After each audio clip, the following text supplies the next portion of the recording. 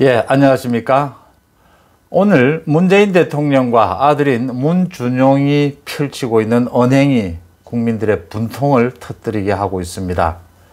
아버지와 아들의 말, 행동이 어떻게 이럴 수가 있느냐라는 얘기들이 먼저 많이 나오는데요.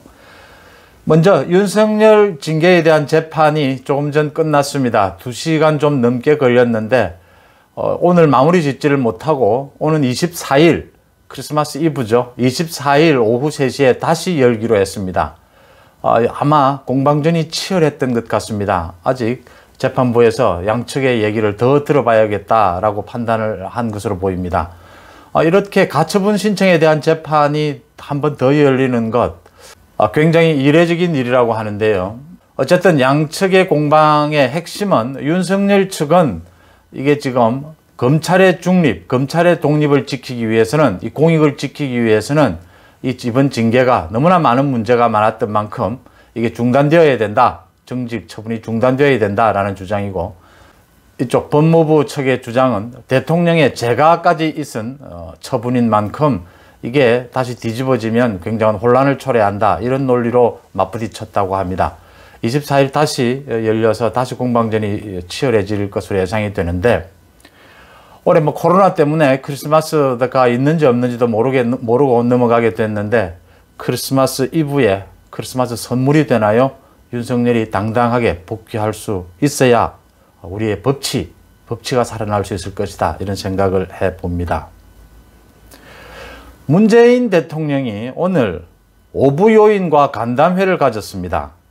김명수 대법원장, 또 국회의장, 헌법재판소장, 국무총리, 중앙선거관리위원장 등과 오부요인과 간담회를 가졌는데 이게 정말 부적절한 모임 아니냐, 만남 아니냐. 2년 4개월 만에 오부요인과 만났다고 하는데 왜 하필 오늘이냐는 거죠. 윤석열 재판이 열리는 오늘, 윤석열 재판을 맡고 있는 그 재판부에 직접 상사지 않습니까? 김명수 대법원장.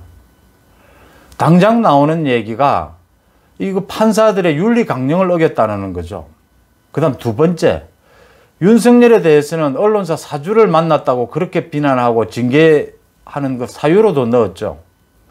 윤석열이 언론사 사주를 만난 건 사실은 사건하고 별 관계도 없는 거였는데 이건 지금 사건과 직접 관련이 있는 이날 김명수 대법원장을 만날 이유가 있었느냐, 이런 비난들이 나오고 있습니다.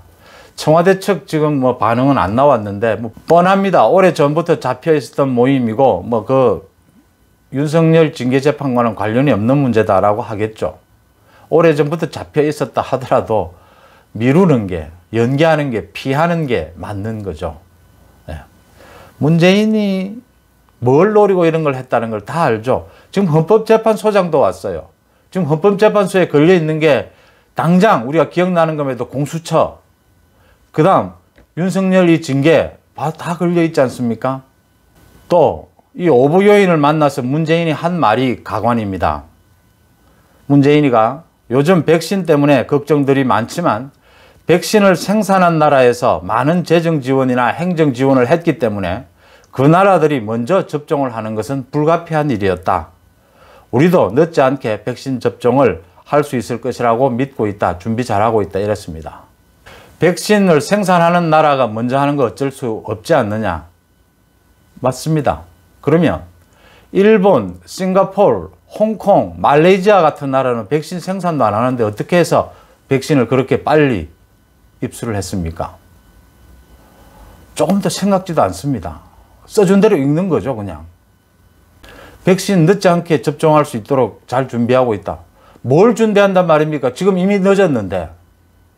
이미 늦어서 어떻게 준비하고 있다. 죄송하다. 지금이라도 최소한 빨리 준비하도록 노력해 보겠다라는 말을, 그 말이라도 지금 국민들은 듣고 싶은 건데 이런 얘기를 하고 있습니다. 그리고 자화자찬을 늘어놓습니다.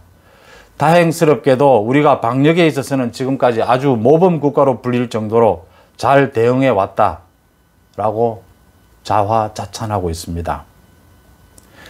오부요인을 만난 게 지금 적절하냐 부적절하냐 이 논란이 있는 중인데도 윤석열 재판권을 직접 또 얘기합니다. 지금 대법원장과 헌법재판소장이 와 있는 그 자리에서 문재인이가 요즘 권력기관 개혁 문제로 여러 가지 갈등들이 많다. 우리의 헌법 정신에 입각한 견제와 균형의 민주주의가 더 성숙하게 발전할 수 있는 좋은 계기가 되리라고 생각한다. 모두들 각별한 관심을 갖고 힘을 모아주기 바란다. 이랬습니다. 오부 요인을 모아놓고. 지금 견제와 균형의 삼권 분리를 무너뜨리고 있는 게 문재인입니다. 견제와 균형, 검찰의 독립과 중립을 무너뜨리고 있는 게 문재인이죠. 윤석열을 찍어내고 삼권을 완전히 무너뜨리고 삼권을 완전히 장악할 수 있는 공수처를 만들고 있는 게 자신이면서도 엉뚱한 달나라 얘기를 하고 있는 겁니다. 문재인의 아들 문준용은 한 발 더 앞섭니다. 참 대단한 아들입니다. 서울시 지원금 1,400만 원을 받아서 전시회를 했다. 문준용이 대통령의 아들이 꼭 그 영세 예술인들에게 주면 더 나을, 양보하면 더 좋을, 그걸 꼭 자신이 받아야 했느냐라는 질책에 대해서 착각하지 마라. 자기는 절차와 규정을 어긴 것 없이 받은 것이다 라고 반박을 했죠. 그러자 또 많은 국민들이 착각은 너가 하고 있다. 왜 그걸 모르느냐. 대통령의 아들이 그 지원금을 받기 위해서 가면 그 지원금을 받은 게 거의 300명 가까이 지원을 해서 40명 조금 넘게 받았습니다. 250명 넘는 사람들이 못 받았습니다. 그건 네가 양보해야 되는 건 아니었느냐. 대통령의 아들이 지원금을 신청하면 그게 뭐 절차상 정당했다 하더라도 어떤 의혹이 개입될 여지가 많지 않느냐. 그 지적을 한 겁니다. 근데 또 반박을 하고 나섰습니다. 문준용이가. 문준용이 오늘 또 올린 글에 이렇습니다. 영세 예술인이 받아야 할 코로나 지원금을 대통령 아들이 받아서 문제라는 주장에 반박한다 라고 하면서 코로나로 인해 제 전시가 취소되었다. 이로 인해서 자신과 계약했던 갤러리나 큐레이터, 자기 작품을 같이 만들던 사람들이 피해를 입었다. 이 사람들 모두 사실은 영세 예술가들이다. 자신은 그 영세 예술가들, 이 지원금을 받아서 그 영세 예술가들에게 다 나눠준 것이다. 자기 작품은 대통령 아들이 아니더라도 예전부터 인정받고 있었다. 정치인들은 함부로 영세 예술인을 입에 담지 말라. 이렇게 얘기하면서 반박을 했습니다. 문준용이가 문재인이가 대통령 되기 전부터 뭐 뛰어난 작가였는지 잘 모르겠습니다. 그건 중요한 문제가 아니고요. 문준용이는 또 서울시 이 지원금 외에도 지난 5월에 파라다이스 문화재단으로부터 3천만 원의 지원금을 받은 것으로 알려지고 있습니다. 이렇게 되면 이제 영세한 예술인들에게 양보하지 대통령의 아들이 꼭 그걸 받아야겠느냐라는 물음에 착각하지 마라. 너희들은 영세 예술인 입에도 담지 마라. 나는 뛰어난 예술가이기 때문에 또 코로나 때문에 전시회를 못 열어서 그래서 당당한 절차로 받은 것이다. 이렇게 얘기를 한다면 이제는 조사가 불가피합니다. 그럼 문준용이가 서울시 지원을 받은 이 서울시의 지원금 심사가 어떻게 됐는 건지 절차를 구체적으로 들여다볼 필요가 있습니다. 조사를 할 필요가 있습니다. 지금 문준용이가 자신은 대통령 아들이라도 너무나 힘들기 때문에 꼭 받아야겠다면 좋습니다. 그럼 서울시 지원금 그 심사 과정, 심사위원들이 누구였으며 심사 과정에서 어떻게 심사 과정이 진행됐는지를 들여다봐야 합니다. 그 다음 앞서 말한 대로 파라다이스 문화재단에서 3천만 원을 또 지원받았는데 그 지원되는 과정도 구체적으로 꼼꼼하게 내용을 다 들여다봐야 됩니다. 조사가 필요하다 이렇게 보입니다. 문재인의 또 외손녀가 태국에서 들어오자마자 곧바로 서울대병원에 입원해서 황제 진료를 받았다는 의혹도 나오고 있습니다. 조사가 필요합니다. 그럼 모두 구체적으로 조사가 필요합니다. 문재인이 하필 오늘 오부 요인들, 제일 중요한 건 대법원장과 헌법재판소장입니다.